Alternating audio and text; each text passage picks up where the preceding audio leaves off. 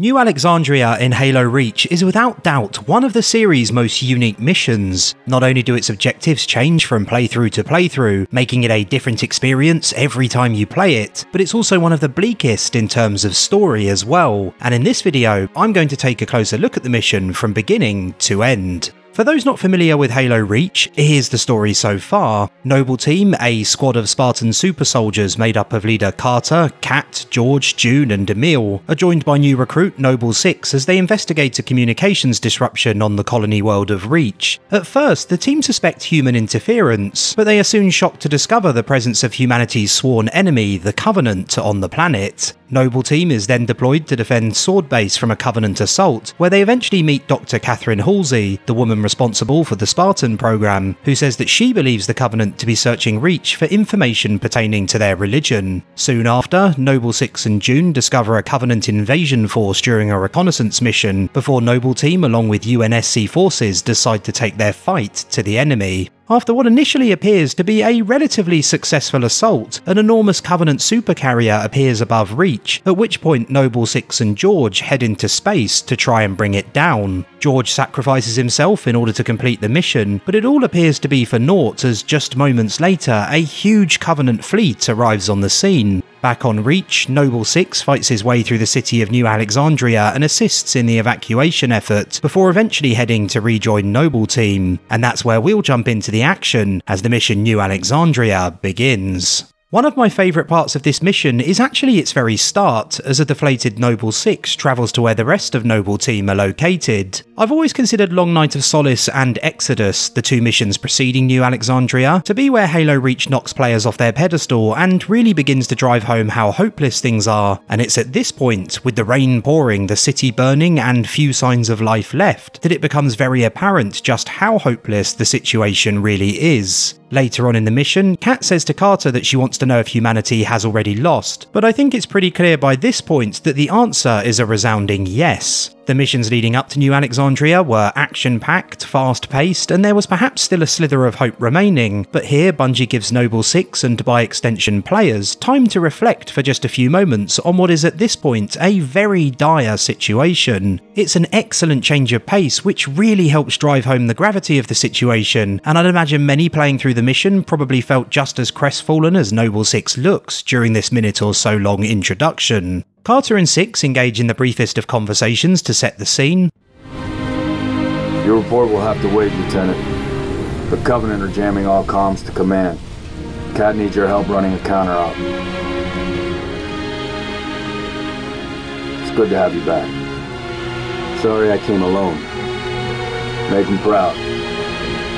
Before you take to the skies in a Falcon to destroy 3 Covenant communications jammers dotted across the city. I mentioned during the introduction that New Alexandria is a unique mission, but those who only play it the once may not even notice, as it's only on repeat playthroughs that becomes apparent. There are 2 ways New Alexandria can change. Firstly, the primary objectives of taking down the Covenant communications jammers can be given to you in any order. You will always visit the hospital, the nightclub and the penthouse, each of which houses a jammer, but you won't know in what sequence until you actually start playing. The second way the mission mixes things up is by assigning you different secondary objectives in between destroying the jammers. In single player and 2-player co-op, you will have to complete one after destroying the first jammer and another after destroying the second for a total of 2, while those playing 3 or 4-player co-op will be given 2 simultaneously each time for a total of 4. The secondary objectives will be chosen at random from a long list, including escorting Halo ODST and 5 alumni Sergeant Edward Buck's Falcon out of the city, taking out brutes attacking Marines on the roof of a building, covering a Pelican as it escapes New Alexandria, destroying Banshees harassing a UNSC squad, and many more besides. Now I'll touch on the 3 primary objectives again in just a moment, but first a word on the secondary objectives. They are okay. What they definitely do a good job of is adding to the feeling that at this point you are simply fighting fires where you can. Completing them doesn't make you feel like you've really made that big a difference, but rather that you're simply making the best of what is an absolutely terrible situation. You may have lost the war, but you might still be able to win the odd battle here and there if you're lucky before all is truly said and done. From a gameplay perspective, I'm not as keen. They aren't terrible by any means, but they do all require more aerial combat in a mission which already features a lot of aerial combat, thanks to the incredible number of banshees appearing throughout New Alexandria to harass you, even on lower difficulties. If I were to make one change to this level, I'd say keep the secondary objectives, but drastically reduce the amount of aerial combat required in between. As a proof of concept, it is an amazing feature I'd have loved to see built out further if Bungie had continued to helm the series, because while it is a clever idea in its present form and I'm glad I had the opportunity to try it out, I think the following attempt at a similar mechanic would have been the one where Bungie really managed to nail the concept.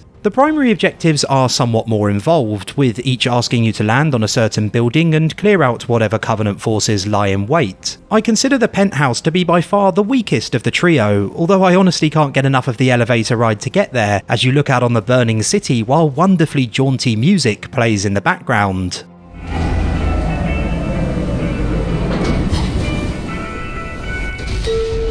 Although you do have to fight your way into the building, it's not until you destroy the jammer that any combat occurs inside the penthouse itself. The ambush by a pack of drones is actually fairly entertaining and works well with the narrow level design here as they dart in and out of the area's corridors and corners, but it goes on a little too long for my liking, and I reckon you'll be more than ready to head to your next objective by the time the battle reaches its conclusion. My second favourite of the primary objectives is the nightclub. Like the penthouse, you first have to fight your way through Covenant outside its entrance, and inside you'll find what I consider to be one of the most striking environments in the entire game. It's also a very memorable encounter in that you take on 4 hunters at once as opposed to the usual 2, but fortunately they're all a little preoccupied when you arrive, which means the encounter never runs the risk of becoming too overwhelming. Last but certainly not least is the hospital, which is by far and away the best of the 3 areas. I do often wonder whether this was the first of the trio Bungie finished before running out of time to work on the others, as it's definitely the most engaging. It begins with you quietly entering the building and taking down a few unaware Covenant, before you're forced to fight your way down to the lobby past waves of grunts and jackals being shielded by an engineer. You then make your way through another adjacent area, which again houses Covenant and an engineer providing them with shields, before finally destroying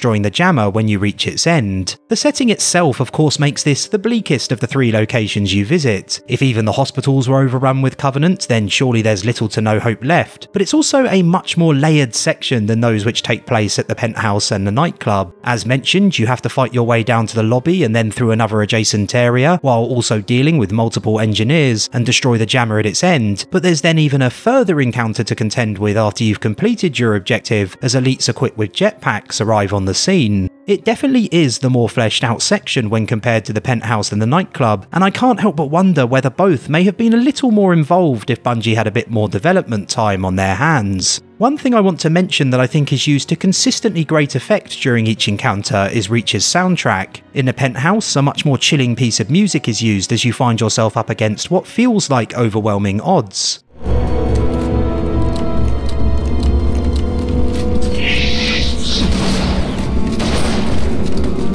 The nightclub features a track which includes more of a beat to match the plodding brutality of the hunters themselves.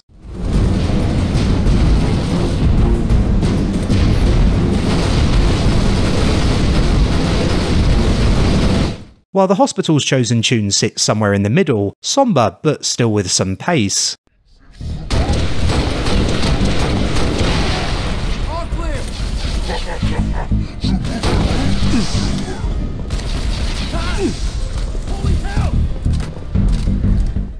Each area also feels different in terms of the space afforded to you, with the penthouse the most narrow, the hospital somewhere in the middle, and the nightclub the widest. I know I always bang on about Bungie's amazing design philosophy in this regard, but it's definitely evident here, like it is in pretty much any Bungie-developed Halo title. Bungie expertly varies how open or narrow each of the 3 areas is, and combined with the change in soundtrack during each, it makes for a trio of encounters which do vary in quality, but are also very distinct. While you might think the randomised secondary objectives and the primary objectives, which can be completed in any order, would be the stars of the show, what I actually consider to be New Alexandria's biggest highlight is the city itself. The primary objectives are solid and, as you'd expect, provide the foundation on which the rest of the mission is built, but I can't help but feel a little like the secondary objectives are there more in service of the city itself than to provide any real substance. As mentioned earlier, they do help highlight the fact that there are now only little victories to be won, with defeats the inevitable conclusion of the larger conflict, but I ultimately think their greatest strength is not in that, nor the gameplay afforded to them. I think it's that they force you to spend more time becoming properly immersed in the atmosphere of the city itself. Whether this is intentional on Bungie's part or simply a fortunate byproduct of how the mission is structured, I cannot say, but what I can say is that it works very well indeed. Reach is as much a character as the members of Noble Team, and as the campaign progresses, the desperation you feel is mirrored by the state of the planet itself. You begin the first mission of the campaign flying over lush green fields with few concerns, and now some 6 missions later, you're flying over the ruins of an entire city where all is seemingly lost. Buildings fall, fires burn, and as you progress further into the mission, more Covenant ships appear to continue New Alexandria's bombardment. It truly is a sight to behold, and the way the orange light generated by the destruction below contrasts against the night sky is almost beautiful in its own way. There's no arguing that the city scenes you're greeted with throughout the mission are dark and oppressive, but they are also rather spectacular, and keeping you in the city through the use of the secondary objectives ensures you have plenty of time to breathe in this beautiful, horrific destruction, time I don't think you would have had anywhere near enough of if New Alexandria had simply tasked you with flying directly between your 3 primary objectives.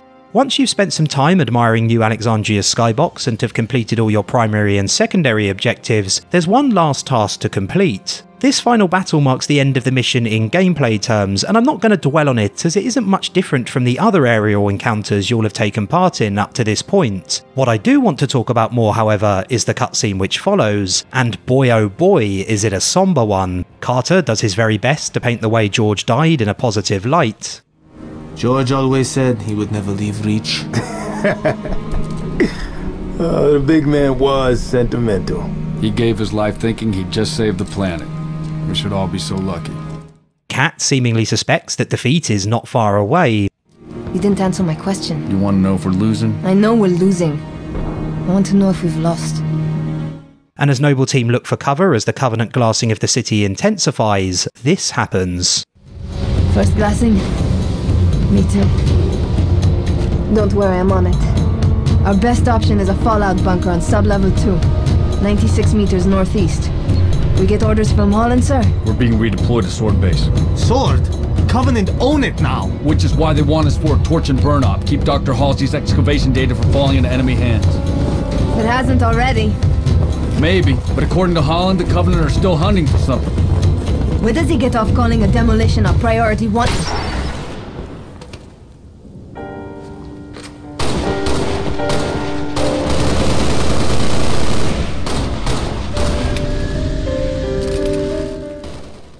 When I first saw this scene, I was in 2 minds about it, and having seen it again a few more times since, that remains the case. On the one hand, there is definitely an argument to be made that it's a little cheap and comes out of absolutely nowhere, that it is the death scene equivalent of a horror movie jump scare. On the other hand, it also does a great deal to demonstrate the complete and utter futility of events by this point in the game. New Alexandria has been destroyed, George was lost not too long ago, and now Noble Team is down yet another squad member. A death like Kat's would usually only be reserved for unimportant characters, and there's little fanfare or heroism in her demise. If even a Spartan, the best of the best, can be killed so easily, then what hope really remains for the rest of Noble Team? I think Bungie does get away with it here, as it is about the only time I can think of in the series that something like this happens, and looking at what the game and the mission is trying to accomplish in narrative terms, it definitely does fit in those regards as well. Just a couple of missions prior, George's death was preceded by at least something of a narrative, as there was still some hope left, whereas the lack of circumstance surrounding Kat's death only serves to further the idea that everything up to this point has been for nothing. And as Noble Team waits to be evacuated, Carter carrying Kat's body with him, New Alexandria draws to a close.